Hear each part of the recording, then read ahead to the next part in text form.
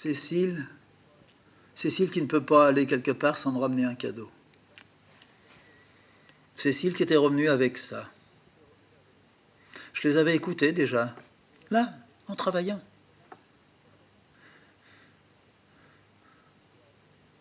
Je m'étais arrêté à découper 32 feuilles.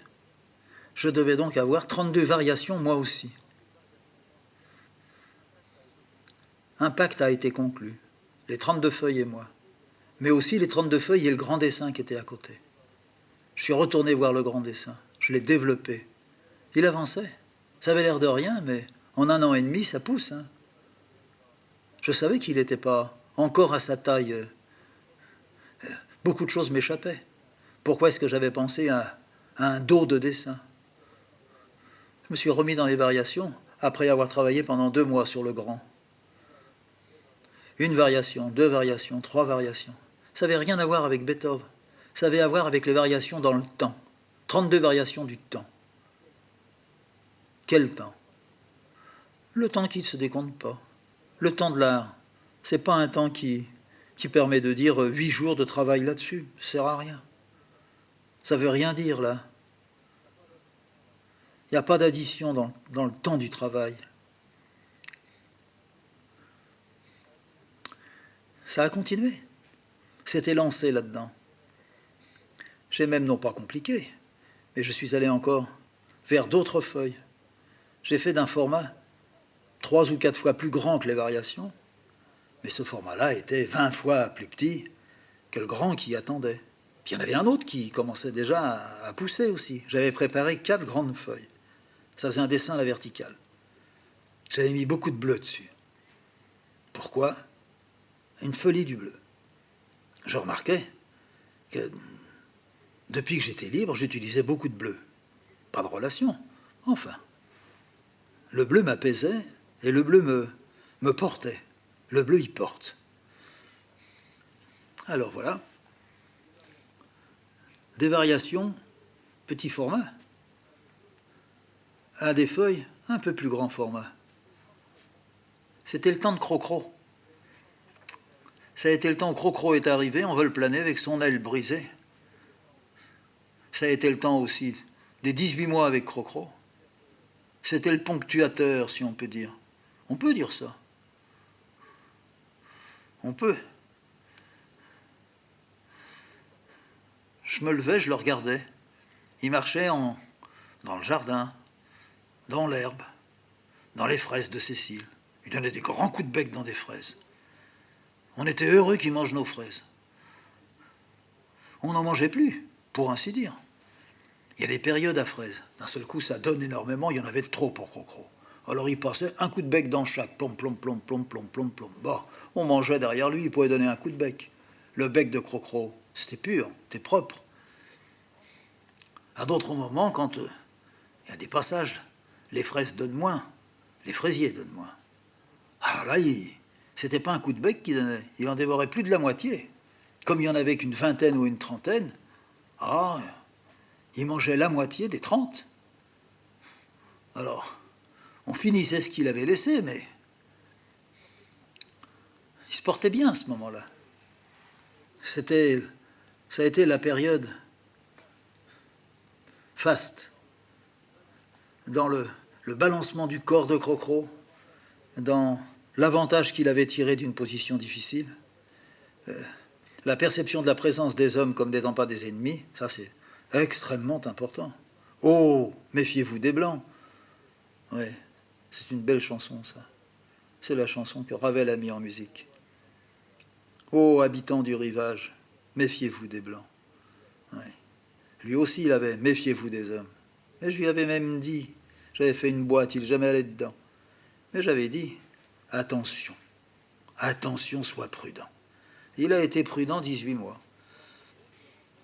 Alors Crocro, il est rentré un peu partout. Il est rentré dans les variations.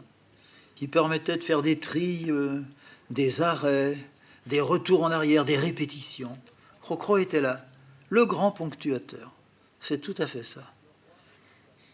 Le roi avec une cape noire qui traînait par terre. L'œil bleu. De loin, je voyais la couleur de sa paupière. Bien sûr que c'était pas possible, avec ça que j'ai une mauvaise vue. Mais je faisais venir son œil ici, dans l'atelier. Parce que c'était un temps, c'était enfin le temps trouvé pour moi. Un temps retrouvé, mais un temps, pour ainsi dire, non pas explicité, oh là là, mais c'était un temps qui se disait à moi. Peut-être à moi seulement, à Cécile aussi. Mais à Crocro sûrement. C'était lui qui avait peut-être aussi apporté ça. Il avait permis de... Comment est-ce qu'on peut dire ça? Un peu calcifier quelque chose. Oui, ça existe, une sorte de calcification. De quoi? Du temps, et à l'intérieur du temps,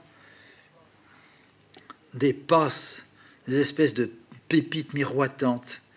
C'est lui qui avait amené ça, avec sa paupière, avec ses beaux yeux, cette langue qu'il sortait de temps en temps. On pouvait avoir peur de ça. Il m'a jamais fait peur, je lui mettais mon doigt dans le bec. Allez, vas-y, essaye de le mordre. Ah ouais, je suis un ami, tu ne mordras pas un ami. Et moi, je suis ton ami. Jamais je te ferai du mal. Tu es là, tu es bien. Vis longtemps. Alors il repartait, il sautait, puis il s'en allait, il s'en allait. Il ne pouvait pas ouvrir son aile, elle était morte. L'autre, il l'ouvrait, mais ça le déstabilisait. Il prenait des virages comme ces avions qu'on voyait sur le point de tomber, qui touchaient avec une aile, puis qui repartaient sur l'autre, et puis d'un seul coup, hop, il capotait. Lui, il n'a jamais capoté. Un corbeau, ça capote pas. Mais il s'en allait pas effrayé. Non. À un moment donné, disons au milieu des 18 mois, Crocro n'avait plus du tout peur. Nous n'avions plus du tout peur. Nous n'avions peur que d'une chose, c'était le chat. Jusqu'à ce qu'on ait été comme rassurés. On a vu un chat arriver.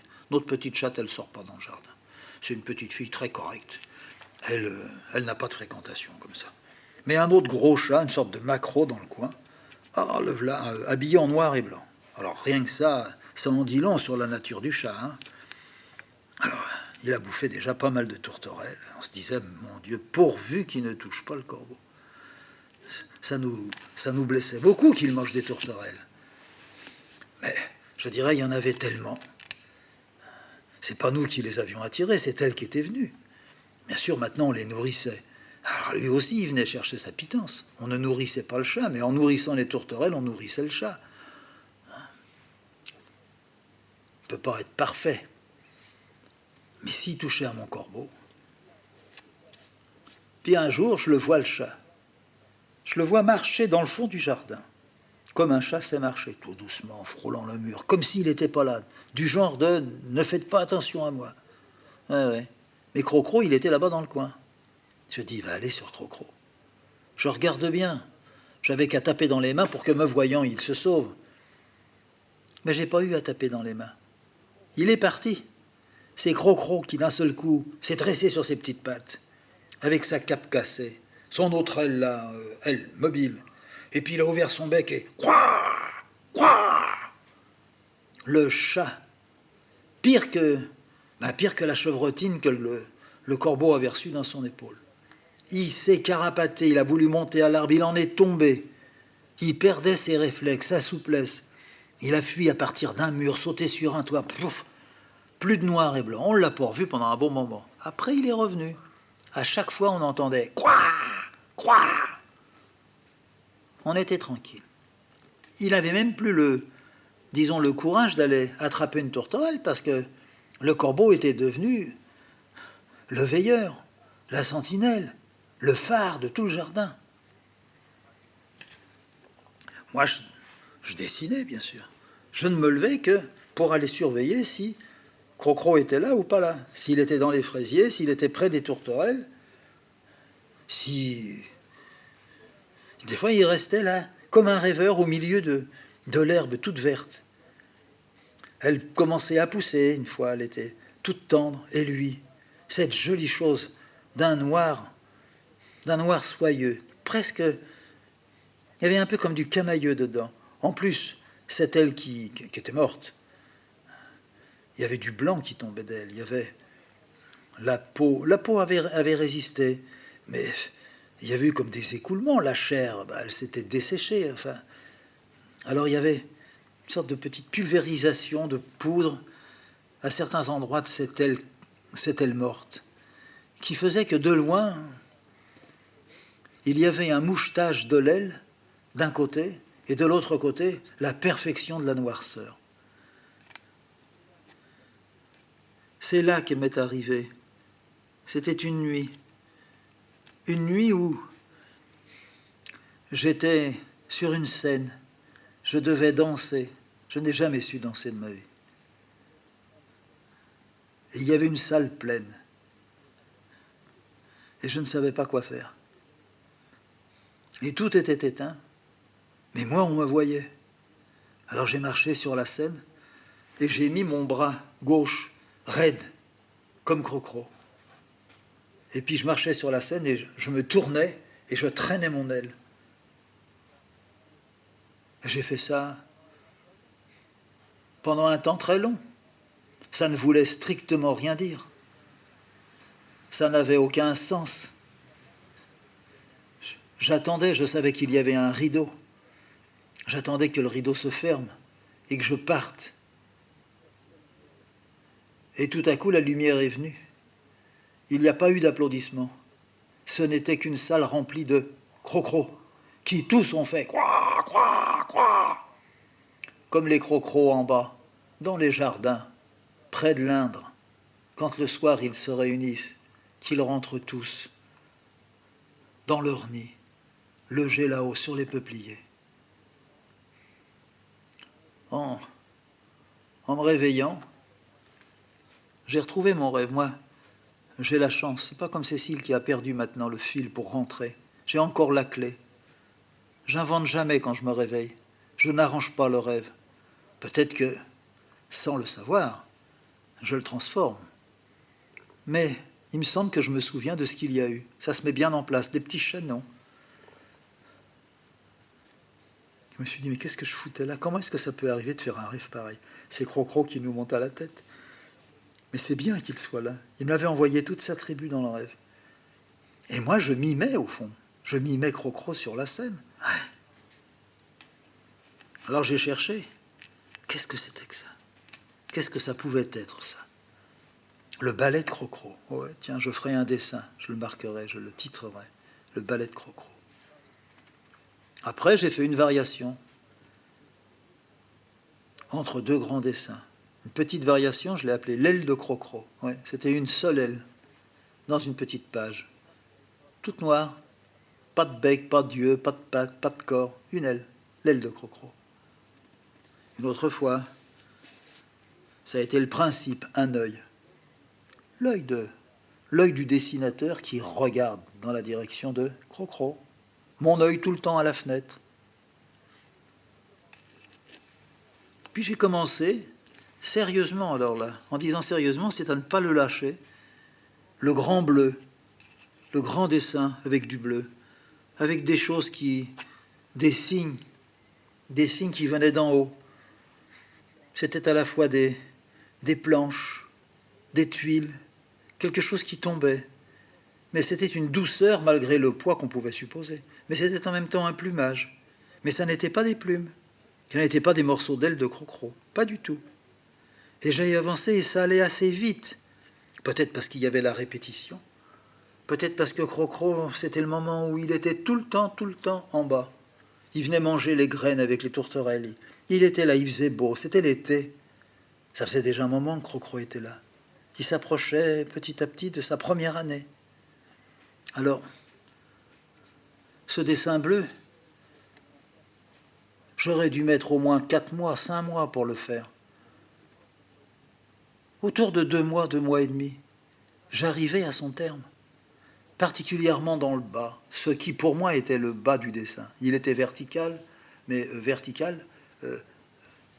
la hauteur, les feuilles étaient en hauteur. Le bas, tout avait été uniquement ce plumage de tuiles. On peut dire un plumage de tuiles. Oui. Ou bien des vagues de briques. Mais j'aime mieux plumage de tuiles. Qui était bleu, qui avait un tas de des petites mousses, des petites choses qui, entre les planches, entre les plumes, mais on ne voyait pas que c'était des plumes. Mais on ne pouvait pas comprendre non plus que c'était des tuiles. Mais ça donnait cette impression de choses qui, comme des oiseaux, comme les tourterelles quand elles s'envolent. Ça pourrait être une petite avalanche de plumes. Ça fait du bruit. Alors moi, c'était c'était quelque chose qui tombait du haut. Et en bas, il y a quelques têtes qui sont venues. Têtes avec des petits corps, serrés les uns près des autres, entourés, cernés quelquefois par encore des tuiles qui étaient là, de tout petit format, puis d'un seul coup une beaucoup plus grande sur laquelle était un personnage. Incompréhensible. Mais ça venait, ça tombait. C'était... Pendant ce temps-là, j'avais l'autre grand qui attendait dans son carton. Plus encore un bon tas des variations. Et puis d'autres feuilles qui étaient entre les variations et ce grand-là que j'avais. Le bleu. Et puis, c'était pas vraiment fini, mais ça n'en était pas loin. Comme on dit, on approchait du but, là. Je le sentais sans le sentir. Il me manquait quelque chose. Il me manquait le titre de ça. Je voulais, je ne pourrais pas le finir tant que... Je suis reparti sur une petite variation. Là, dans la petite variation, il y a eu aussi un crocro, c'était le mordeur d'âme. Oh, c'est vrai, crocro, il nous avait mordu. Crocro, il mordait l'âme, même de la chienne, même de la chatte. Ils étaient continuellement en éveil. Zaza, elle se mettait comme ça. Et puis par-dessus la barrière, elle le voyait. Lui, il partait pas. D'abord, il avait compris qu'elle ne pouvait pas sauter la barrière. Une fois, elle était rentrée dans le jardin. J'avais crié « Zaza !» Zaza était revenu. Il s'était retourné. Et il avait vu que la chienne était revenue vers moi. Ça va. Il y a la police là-dedans. Il était donc aussi tranquille. C'est comme ça qu'on devient roi. C'est comme ça qu'il a été le roi de tout le quartier. Enfin, notre quartier à nous. Le jardin, la maison, la cour. C'est encore la nuit que m'est arrivé. J'étais à mon dessin, le grand bleu. Il était plein. Il était même fini. Beaucoup plus fini que ce qu'il était dans la réalité. Je l'avais dressé, je l'avais mis le long du mur, je l'avais punaisé. Et puis j'avais donné un coup de lumière dessus. Puis je regardais. Et c'est à ce moment-là, dans le rêve, que j'ai vu que les tuiles, ou les plumes, mais c'est vrai, elles coulaient. Elles coulaient, mais il en venait d'autres, à partir du haut. Une sorte de mur inconnu fournisseur de tuiles plumes. Oui. Ça coulait, ça allait vers le bas. Et en bas, ça ne recouvrait pas les personnages, ça les noyait surtout pas. Mais ça les contournait. C'était... Alors je tournais autour, moi aussi, du dessin. Je brûlais. J'étais sur le point de mettre le doigt. Mais sur quoi? C'est difficile à dire. Et il arrive quelquefois dans les rêves que faussement on veut se réveiller. Même si ça n'est pas tragique. Je voulais me réveiller. Donc je savais que je rêvais. Mais je voyais que le dessin, lui, comme il était, il n'était pas dans le rêve. Alors j'ai dû faire un mouvement. Et puis c'est Cécile qui m'a réveillé, qui m'a dit « Mais réveille-toi, réveille-toi ». Je me suis réveillé. Je lui ai dit « Je t'ai réveillé moi-même ». Non, mais tu n'arrêtais pas de t'agiter. Calme-toi, dors. Il est certainement encore très bonne heure. J'ai essayé de me rendormir. Je ne parvenais pas à retrouver le sommeil. Je revoyais le dessin bleu, droit. Il était fait. Je savais qu'à côté, il n'était pas fait. C'est là. Je me suis dit, c'est la vie. On croit que la vie est faite, elle n'est pas faite. On croit qu'elle n'est pas faite, elle est en train de se faire. C'est la vie, c'est ce qui tombe de là-haut. C'est ce qui est donné de là-haut. Oui, j'ai la notion que là-haut, ça donne. Mais ça donne aussi par le bas. Mais là, ce dessin-là, c'est la vie qui donne par le haut. Elle donne tout. Tout. Et nous, on est tout en bas de ce dessin. Moi, je suis là. Cécile est là. Crocro est là. Tous les ancêtres sont là. C'est la vie qui arrose continuellement, indéfiniment. C'est pour ça que dans mon rêve, c'est ce que je me disais, c'est pour ça que dans mon rêve, ça continuait à couler. J'ai vraiment tout fait pour réveiller Cécile plus tôt que d'habitude. J'y suis arrivé. Alors je lui ai dit, écoute, j'ai besoin de me lever un peu parce que le rêve que j'ai fait, il m'a bousculé. Ça ne te dérange pas? Quelle heure est-il? Il est à peu près 6 heures. Il n'était pas 6 heures. Elle a accepté, elle s'est levée, elle a dit « Oh, ça fera une grande journée. » Tout de suite, pendant qu'elle descendait à la cuisine pour préparer le café. Je suis allé voir le dessin bleu. Ah oui, c'est vraiment le titre qu'il lui faut. On l'appelle La vie. Je l'ai fini. Je l'ai fini sur une lancée. Je ne pense pas du tout l'avoir fini en le bâclant, mais je voulais vraiment arriver au bout. Je me disais, ça y est, c'est fait. Je n'ai pas à insister, il faut faire attention. Si par hasard je faisais, je ne sais pas quoi, il peut y avoir un accident et tout ça, je tremblais. Je l'ai terminé, je l'ai rangé, je l'ai oublié comme tous. Mais je suis revenu à ce qui attendait, à l'autre qui était là. J'ai réattaqué du côté des pierres. Ça s'est mieux organisé que la première fois. C'est pas moi qui organisais, c'est lui qui s'arrangeait. La vie était passée devant, ça c'est sûr. La vie était aussi dans celui-là, bien sûr. De toute façon, j'hésitais pas. J'hésitais pas à quoi? À rien. J'accepte tout, pourvu que ça aille vers le dessin. C'est dans les jours qu'on suivit, je me suis dit, et si le titre, c'était la vérité de ce temps-là? Il y a une véritable organisation qui produit en ce moment magiquement quelque chose pour moi. J'ai été comme illuminé. C'est mon temps magique. Le temps est devenu magique. J'ai même sorti le livre de Breton, celui qui était l'art magique. J'ai regardé. C'est tout à fait ça. Oui, j'en étais sûr. J'ai sorti d'autres livres. Je regardais différemment. J'ai même repris le Bardot. J'ai lu des passages du Bardot. Après, grande chance, Cécile arrive, encore une fois de Paris. Qu'est-ce qu'elle m'avait acheté? La traduction du livre des morts égyptiens. On l'avait déjà, mais là c'était avec les illustrations. C'était tout à fait ce que j'étais en train de faire. Ça n'avait rien à voir, mais ça sortait de là. Qui? Moi ou eux? Peut-être que c'était eux qui avaient vu ce que j'avais fait. À savoir, quand est-ce que je suis venu? Personne ne peut me le dire. J'y étais peut-être il y a longtemps. Je m'amusais avec cette idée. Je jonglais avec, je tournais là-dedans. Le dessin est allé. D'un seul coup, il a fait un bond. Il n'est pas arrivé jusqu'au bout. Il a vraiment fait son bond. Mais Crocro arrivait. On descendait. Cécile me disait, viens vite, il faut lui donner à manger. Il a faim, il a déjà tout mangé. On plongeait dans le jardin. Le règne du temps magique était rentré dans notre maison. Nous l'attendions sans doute, depuis 40 ans. C'est arrivé quand Cécile avait 67 ans. Et quand moi, je venais de rentrer dans ma 70e année. En tous les cas, j'étais juste là.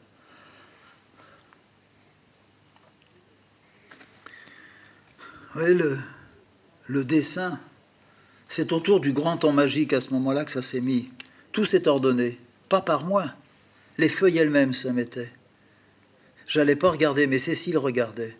Cécile ouvrait une partie du temps magique. C'était devenu alors, non pas le projet, la nécessité, c'était faire de ça. La prétention, c'était de dire un retable. La simplicité, c'était de dire un grand triptyque, un triptyque recto-verso, qui s'ouvrait et se pliait.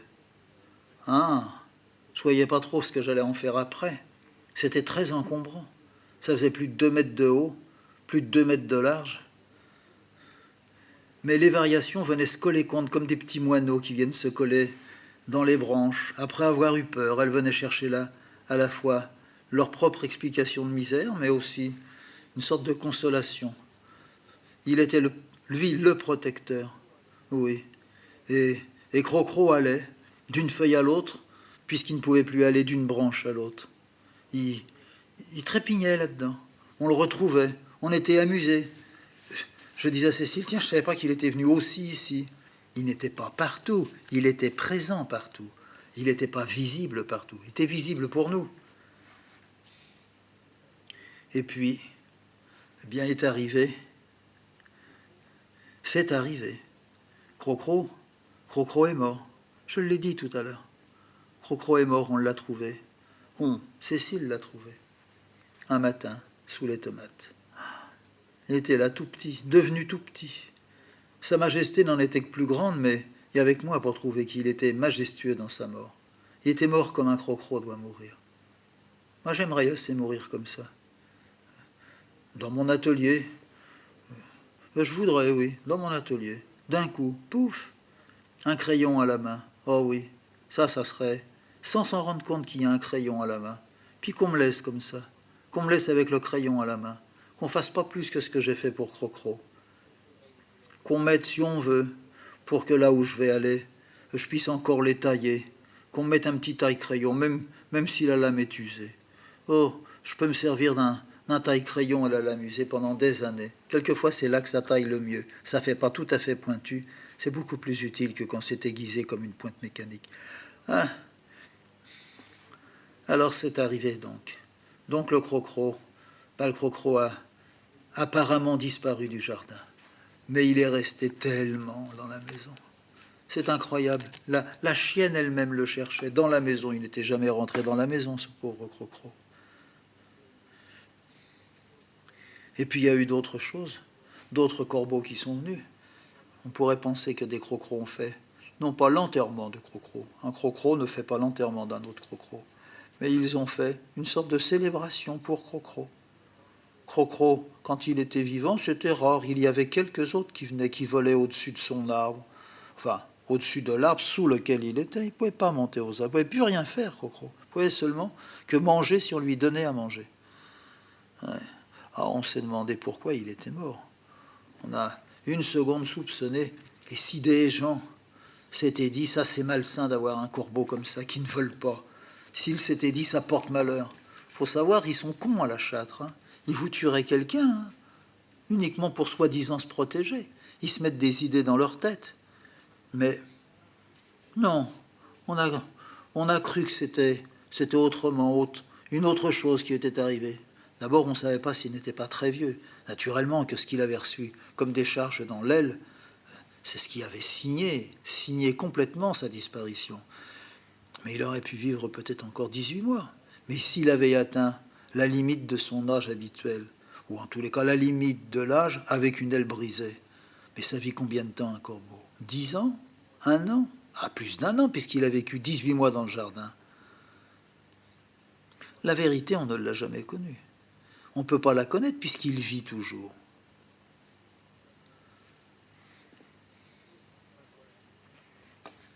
Je sens que ma voix a vieilli.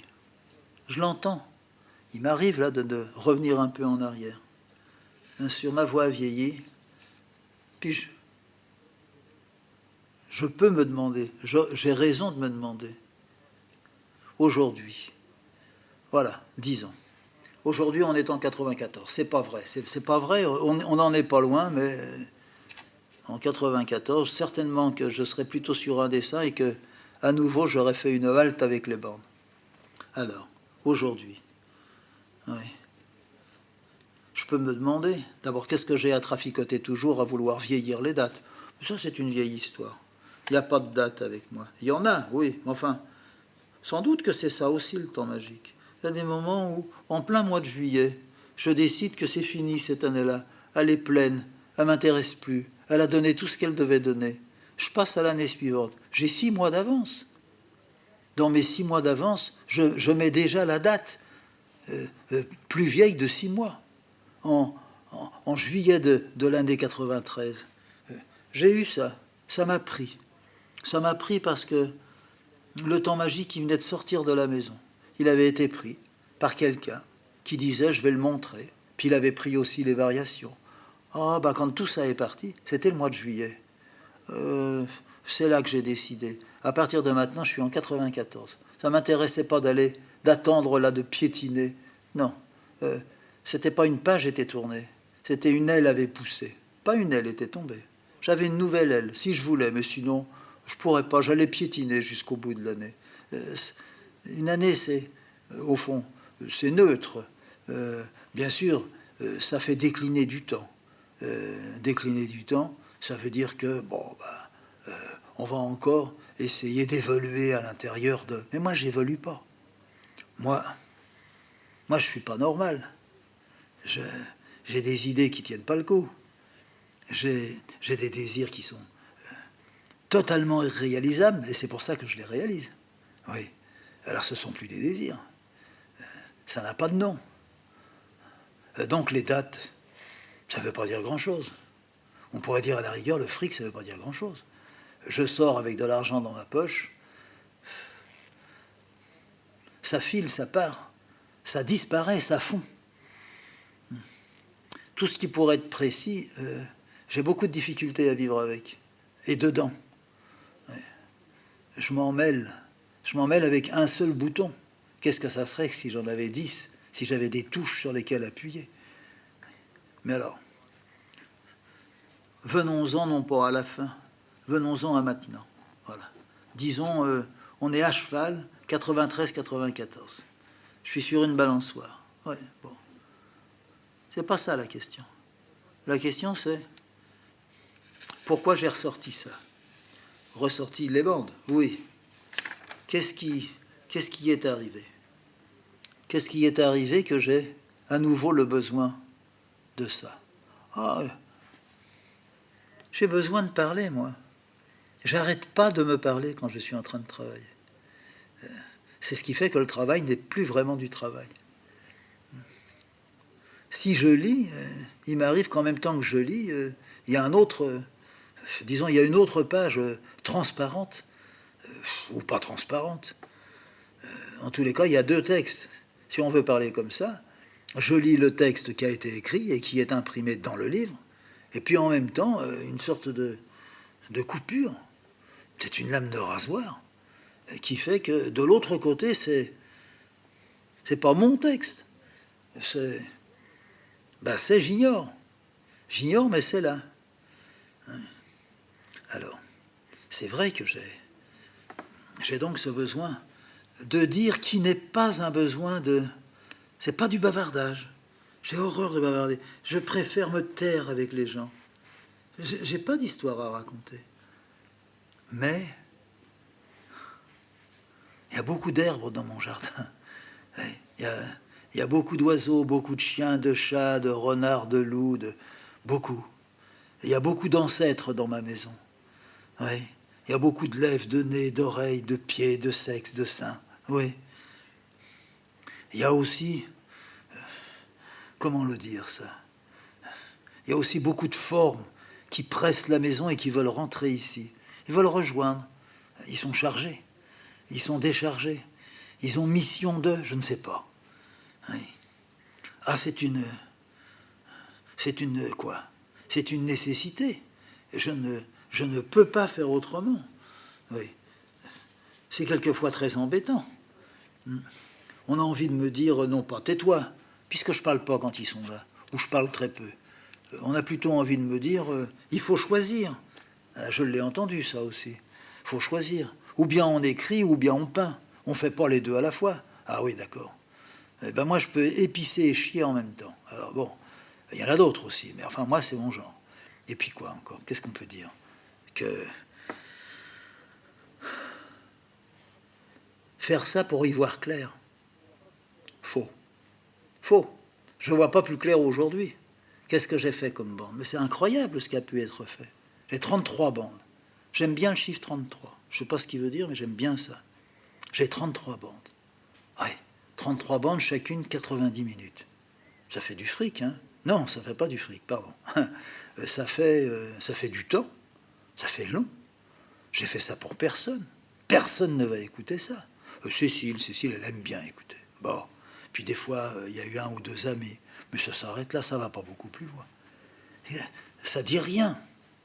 C'est pas du tout quelque chose qui tourne sur soi. Non, c'est l'inutile qu'il faut dire. Moi, j'accepte que ça soit l'inutile. Oui, des petites choses, plus des petites choses. Ça finit par faire un dessin. Enfin, c'est pas les petites choses qui font un dessin. C'est des petits traits, des petits points, des petits ronds. Un jour, il y en a un qui m'a dit, pourquoi il y a des petits ronds tout le temps dans les dessins? On dirait que c'est fait qu'avec des petits ronds. Moi, je n'ai pas su quoi lui dire. J'ai dit, pourquoi? Il n'y a pas de raison que. C'est là. Oui, mais vous savez pas? Non, j'ai pas besoin de savoir.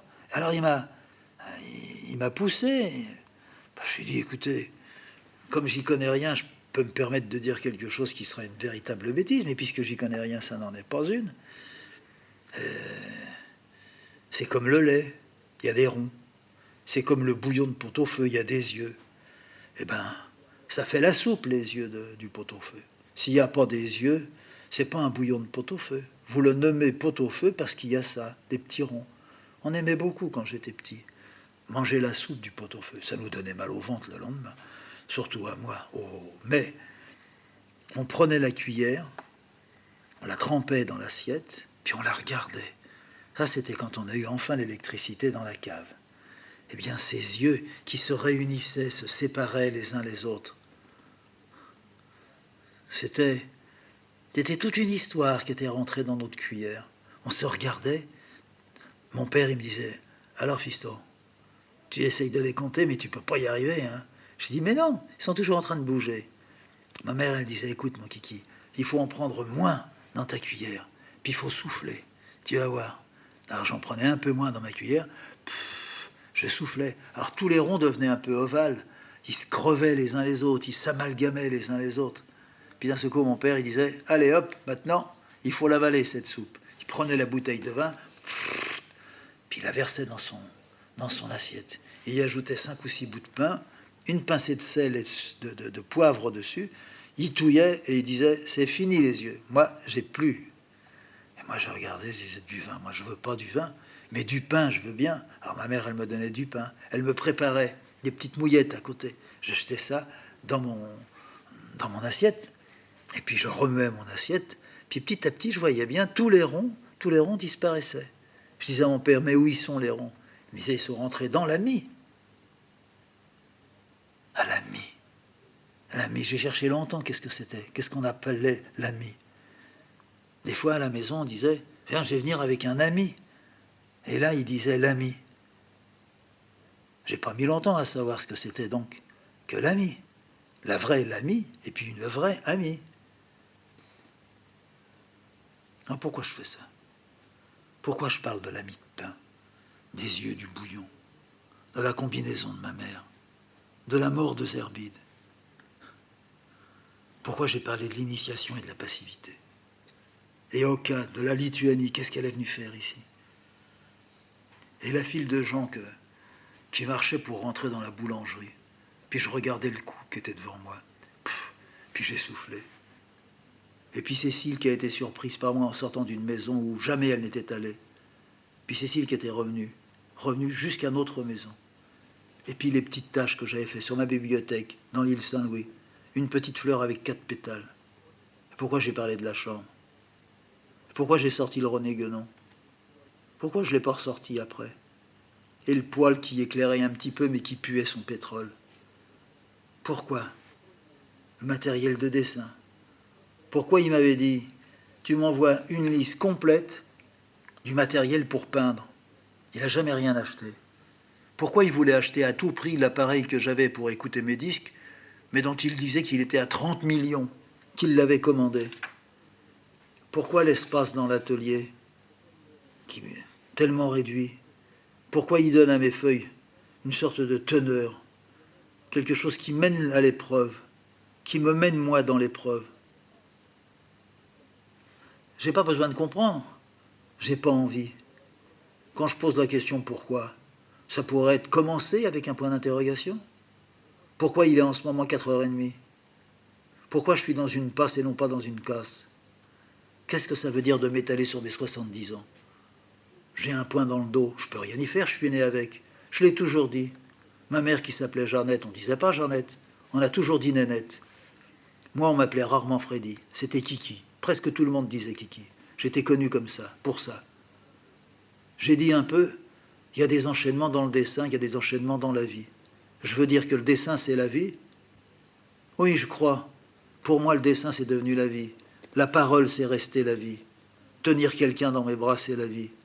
Même si je tiens la mort dans mes bras, c'est encore la vie. Oh, je vois toutes mes erreurs. Je rougis pas. J'ai le culot de pas rougir. Après, c'est certainement beaucoup plus nécessaire que l'avant. Jamais, jamais j'ai cru que la souffrance qui s'écoule, qui coule, que la souffrance, Elle est là parce qu'il n'y a pas eu de volonté. La volonté, c'est le piège.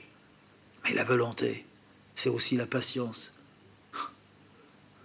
Est-ce qu'on s'ébouillante les yeux ou pas? Est-ce que ça existe d'ébouillanter les yeux? Une tâche, c'est vraiment du travail ou c'est du jeu? Je parle du travail. Est-ce que vraiment un travail, c'est ce qui avilit un homme? Non. Est-ce que le travail dans lequel on suspend le bœuf ou le cheval pour le ferrer, ça avilit le cheval? Non. Est-ce que de mettre des fers à un cheval, ça l'avilit? Pas du tout. Est-ce que ça la rend meilleure? Mais rien rend meilleur. Est-ce qu'il y a une loi? Non, j'ai jamais pensé. Est-ce que le regard de l'autre, c'est ce qui permet de gratter l'os? Ça, je sais pas.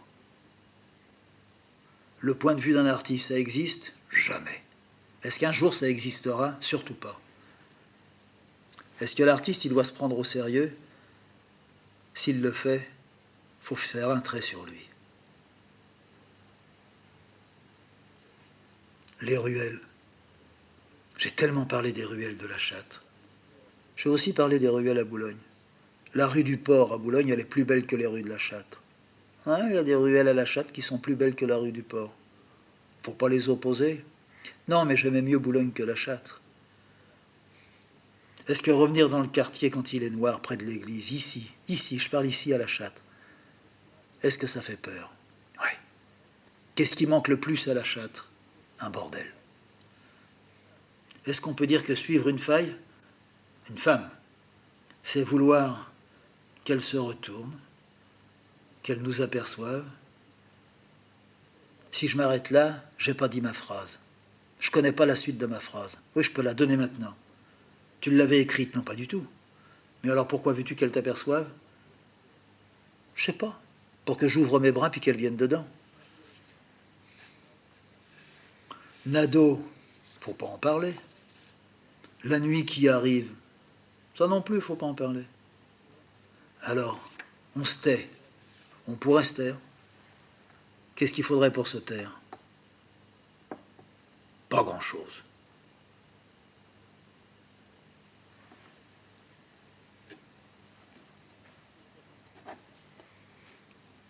Quand j'ai commencé ça, c'est-à-dire ces bandes-là, il y a quelques semaines, je ne peux pas dire que j'ai eu un espoir. J'étais en grande difficulté. La difficulté, elle est là. Qu'est-ce que c'est la difficulté? Ça bute. Ça dit j'arrête. J'arrête, c'est peut-être fini. J'avais espéré donc que tout changerait. Après le bruit, retour ici, silence. Isolement. Qu'est-ce que je pense? Un besoin de me taire? Alors pourquoi je sors des bandes? C'est autre que de l'espoir? Je ne sais pas. Ma foi, ma foi. Qu'est-ce que cette foi? Rien n'a bougé. J'ai mes crayons, mes calepins, j'ai un livre qui est ouvert. J'ai laissé ça en plan. D'un coup, ça m'a pris. Je me souviens le matin, juste avant de sortir ici, d'aller me chercher des bandes en vitesse, d'en avoir un besoin urgent. J'avais déroulé 2 statuettes. On les avait ramenées de Paris avec Cécile. De ma place maintenant, je peux les voir. Je ne cherche pas que la protection. Il me semble qu'avec 2 statuettes comme ça, il y a un relais supplémentaire. Ça existe entre elles et moi. Par-delà nous, est-ce que ça me permet d'être à ma table et de faire ça? C'est une autre question. C'est une façon peut-être aussi, une épissure. Soudure, ça tient pas. Il faudrait que ça résiste. Après, quand faut se retrouver, isolé, un peu fendillé. Je sais que le matin, quand je rentre dans la pièce où se trouvent les cassettes, le micro, l'appareil, je dis au mur bonjour. Je peux dire c'est moi. Je peux dire me v'là. Ici, c'est un peu comme une île. Il y a les méchants, les briseurs de regard, les coupeurs de relais. Mais l'eau qui isole encore est un peu endormie. Oui, ici, je suis sur une île. Quitter l'île en laissant ma 3e main, mon 6e œil, mon 3e doigt, bouf. Ampoule, 60 watts, trop fort, ça me fait mal aux yeux. C'est table de travail et statuettes. Elles ont leur place, moi je ne l'ai pas. Qu'est-ce que je peux faire? Je pense une seconde au principe que j'ai laissé quelque part. Cet œil rose et rouge. Ouais. Il y a le chat, heureusement. C'est la réplique parfaite de celui vraiment qu'on avait aimé. Elle aussi, on l'aime. C'était son amoureux. Il est mort il y a 7 ans, 10 ans déjà. Il avait ses yeux. Ouais. J'ai toujours trouvé que les chats siamois avaient des yeux d'Asie. Bien sûr, ils viennent de là-bas. Dans le placard derrière moi, il y a une photographie de Cécile. À droite, il y a quelque chose qui est là. C'est une sorte de reproduction. C'est le chat aux yeux bleus. Cécile se frotte le menton. Une photo qui est vieille. Elle regarde sa plaque de cuivre. Qu'est-ce que j'ai changé? Rien. Les feuilles tombent sur le sol en trouvant leur place. C'est pas sûr. Les bandes non plus. Il y a des moments où je me demande pourquoi. Ben, j'ai pas pu y répondre. Je recherche même pas mon identité, je recherche rien. Je suis là et puis c'est tout.